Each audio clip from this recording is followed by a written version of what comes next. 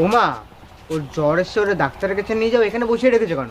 এ বাবু, তুই যে ওরে ডাক্তারের কাছে নিয়ে যেতে চাচ্ছিস, তা আমার কাছে তো একটাও টাকা পয়সা নেই। ওমা, তুমি এক কাজ করো, আমার বন্ধু হানি আছে না, ও তো ডাক্তার, তুমি ওর কাছে নিয়ে যাও।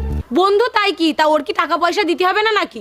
আরে হানি তো আমার বন্ধু হয়, ও তোমার কাছে টাকা পয়সা চেতে পারবে না, তুমি যা দেবা ও তাই নিয়ে নেবে। এ বাবু ঠিক আছে, তা তোর যখন বন্ধু, যা তুই গিয়ে ডেকে নিয়ে আয়।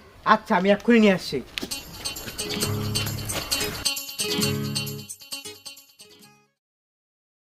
কাকিমা, আমি যে ওষুধ দিয়েছি এগুলো খাওয়ালেই ঠিক হয়ে যাবে, চিন্তার কোনো কারণ নেই। তা বাবা, তোমার কত টাকা দেবো বলো?